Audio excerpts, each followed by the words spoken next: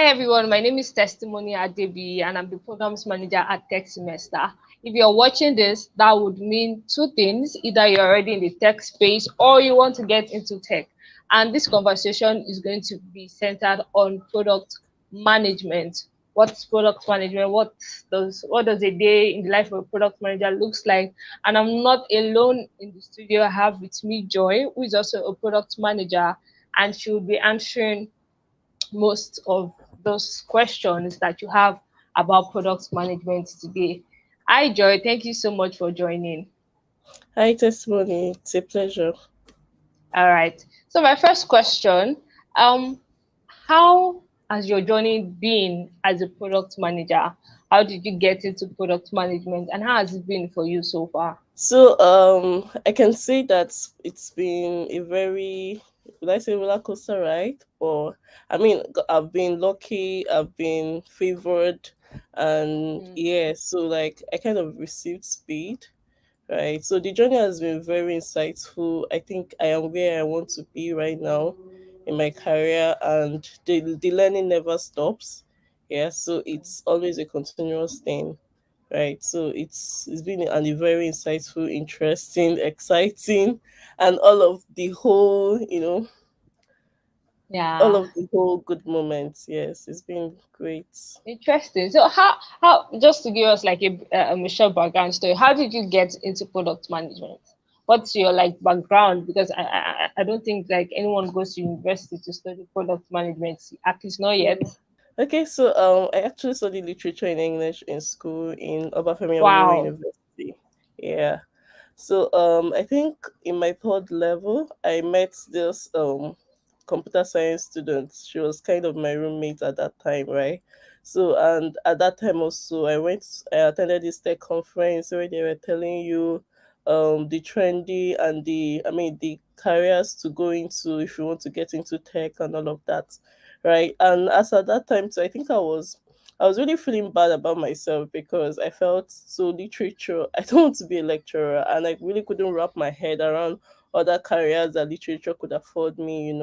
So after I attended the tech conference, I came back to my hostel and I was asking this computer science student. I think at that time, so I was helping her with some literature things that she needed in her project, right? So I reached out to her and I was like, okay, so Shade, her name is actually Shade.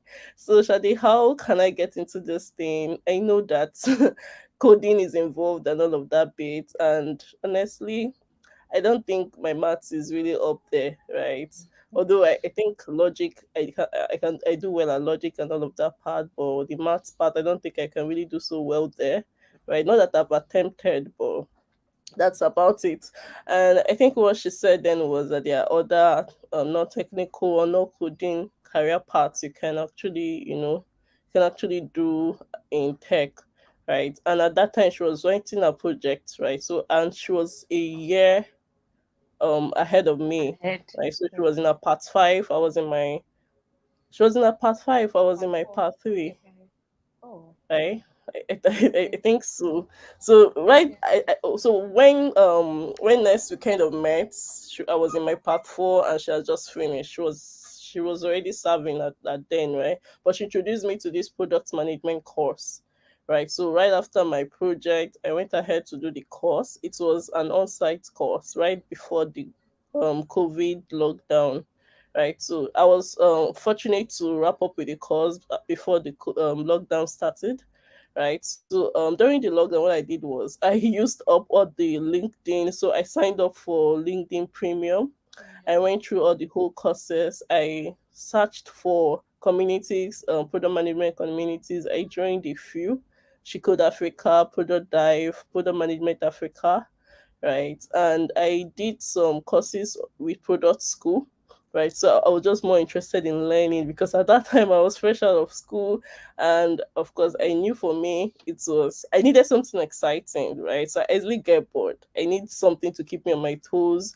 I need to be challenged every day. I need to feel useful, right? I don't want to have to do a monotonous thing every day. Right, so during the COVID time, I was learning. I don't even sleep. Like I just keep learning, right? And I also found opportunities to volunteer, right? So there are a couple of people that I got to know from by the virtue of being in those communities. So those guys wanted to. I think the first one we did was an event product. So if you want to attend an event, right, want to build a product for people that attend events and people that want to, that want to organize events, right? So that was like the first product I worked with. It was not paid, but it was really insightful. Like I learned so much. I learned the basics. So everything I had learned from product school, from the online courses, and even the physical one, I was able to practice it. Right, I was literally able to do all of those things. So COVID for me was a blessing because that was how I wasn't really worried about money, right? Because everyone was at home. I wasn't going to school. I just need food and light, and data, right? So it was really an exciting one. So afterwards, yeah, after the volunteer experience I had, I got an internship, you know, at a product led company where I also worked with them for I think a year, right? So I did all of that, and so that was it for me, right? So that's volunteer experience, and of course, the communities I had, I was part of, right? And I think it was even someone recommended me for this internship, right? Then I applied and got it, and that was it. Wow, that's very inspiring. You were very, very determined to get something out of product management. I mean, after the first course, you could have said, I'm not pursuing this anymore. And COVID happened, and you could have Mm-hmm. just dropped it. But you kept on pushing and trying to, just learn, just learn. Wow, I love your story. Thank you so much for sharing that story with us. So now that you are a product manager, what does your day look like? What are the things that you like about the job, when the heart of a product manager, and what are the things that you're like, if I could remove this from being part of my responsibilities, or one of the things that come with being a product manager, I would rather do without it. So what are things you love about your job? What are things that you don't? And what does your day look like? Okay, so I think those are three questions in one. Yeah. So let me start with how my day, as a product manager looks like. So I think my day is 70% filled with meetings, right? I start my day with meetings, and I kind of literally end my day with meetings, right? So I think, and most times, so I worked majorly in startup environments. I know how startup like to adopt the lean model, where they spend less and get most results, right? So I think in where I currently work or where I've worked previously, most times, both the scrum master and the product owner, right? So if you're a scrum master, you have to be doing the scrum what now, the scrum ceremonies, right? Yeah. So if that's your position, you would have to do the stand-ups, you have to do the sprint planning, you have to do the sprint review, retrospective, and all of that, backlog grooming, and all of that, right? And that's just one part of being. I mean, that's even the work of a scrum master. So now, being a product manager, you have to have meetings, right? You have to have a partner with some guys. You have to do pricing and all of that bit. So, for instance, let's say you want to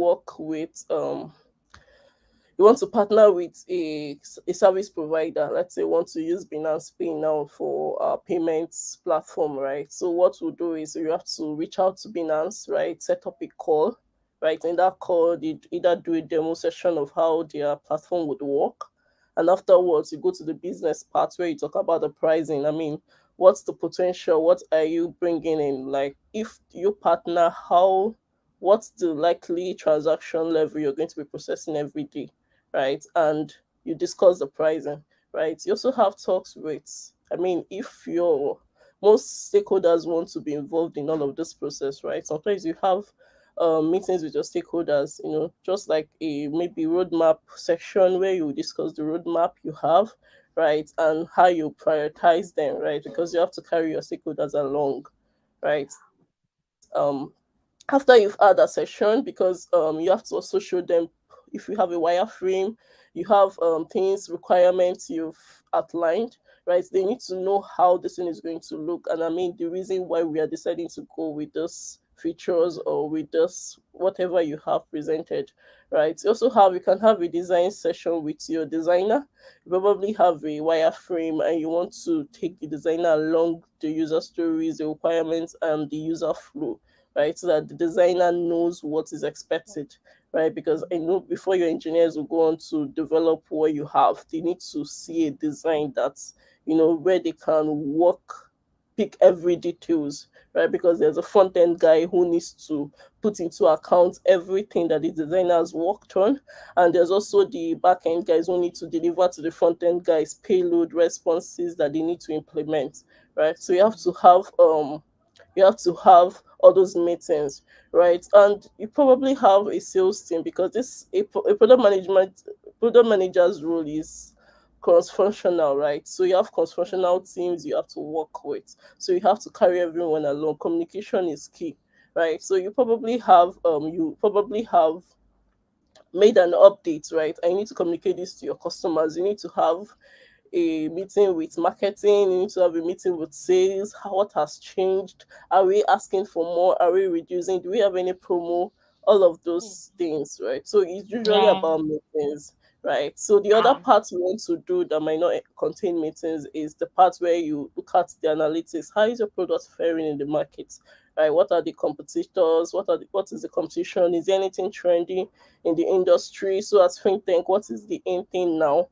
Right? You want to look at all of those things, do market analysis to ensure that you are not, I mean, you're not, you are up to standard and you are doing the right thing, right? So you don't want to be left behind. You don't want your users moving to a more promising, more advanced, more, trend yeah. interesting product. So you need to do all of those data analytic um things to ensure that everything is as it should be. That was very extensive. I think the second or the two other questions that you're yet to answer, the part that you love and the part that you don't really like. Okay, so I've not really found a part that I don't like, because for me, not liking it means it's likely challenging, right? And you have to, I Yeah. mean, face it. So I don't not Or like to boring. review. Okay, boring. It could be So, boring, it could be challenging, whichever. okay. So the challenging part is trying to strike a balance between what your maybe what you've garnered from your data when you probably did user research and all of that, what you feel your customers want or need Once. Mm. compared to what your stakeholders want you to build, right? That finding a balance, because stakeholders, they're the end of the business, right? They're the one funding Yeah. this. So you need to flow with them, right? You need to make them either bring them to your site, or you join their site. So whichever one. So that, I think, it's a bit challenging, right? Because these guys, most of them, they might not necessarily, for I saw a post where they said first time founders are always obsessed about the product. Product. Why Yeah. second yes, why the second time founders are obsessed about distribution or something, right? About the how the business about Good. growth, Good. right? So what that means is, if you are working with the second time founders, you know that they don't really care about your product. They want to Good. know what revenue the product is generating, is it growing, Yeah. and all of that Mm. bit, right? So when you come to them and you're telling them want to do this, what they want to know is how we can, More. you know and most times all these revenues don't come in the short time, is a long time thing, right? For now, you want to get Mm. user base, user acquisition, all of those things. You want to, Yeah. make your customers stick to your product before you can start Mm. generating revenue and all of that Yeah. bit. So I think the most challenging part is, trying to align or get your stakeholders aligned with your vision. The vision you I mean the yeah, Vision of although the it's product. excessively their vision, right? But most times, honestly, there are a lot of things. Vision is on the high level, right? So if you come to the Mm-hmm. granular, you have to break it down to things, features, and all of that bit. So it's good Yeah. you carry your stakeholders aligned, and it's also good you're building what users will people would appreciate, what will really make impact. Yeah, so that's the part that, that I don't like it, right? I really like it because it's challenging, and challenging things Yeah. do not get you, just keeps you trying to get better at it, right? Get better at making sure you're presenting the data, trying conviction, right? I mean, if you're a lawyer, you have to convince a judge, right? So I think Yeah. lawyers are always in that unique position, and if they become a product manager, I'm sure they would do well at that point because they are used to convincing people. So you have to be very good at convincing, trying to prove your points, not just with mere words or emotions, but with data, right? Mm-hmm. And I think for me, the very interesting part, right, is interacting with the users, right? So I think I've had in my current place of work, I've had the opportunity or the privilege to be able to interact with these users on one-on-one basis, right? And every time you get to know how your product is really making impact in their lives, they are able to reach out to you when they have complaints. That open door system where they are able to you get feedback. Most times most companies pay for this feedback, but you're getting it freely, and Really. it's so amazing how much you can learn and how much you can make your product better when you get unfiltered feedback from your Feedback. customers. Yes, so it's interacting with users among others. Amazing. I really Mm. love the very, very detailed explanation. I mean, you've explained everything that almost everything a product manager does, from the meetings to the communication, stakeholder management, user research. You've like touched everywhere. All right, now to my next question, which is usually like the first thing on people's mind when you're like, okay, I want to get into tech, is the money aspect. Now, what's the Okay. salary expectation for a product manager? Now, across different skill sets. So, for entry level, intermediate, then a senior product manager, and across different organizations too. You mentioned working for a startup, and the amount you're going to get paid at a startup is going to be different from when you're working at a big tech company, that's been able to, maybe their product is already in maturity stage or has gotten some traction and they have money to pay. So like what the salary expectation across these different contexts? Okay, so for entry level, right? I don't know if at that point you should be more interested in the money, right? Money. Because you know that the moment you just get that experience, especially for internship, right? The moment you just get that experience, like the sky is just the beginning for you, right?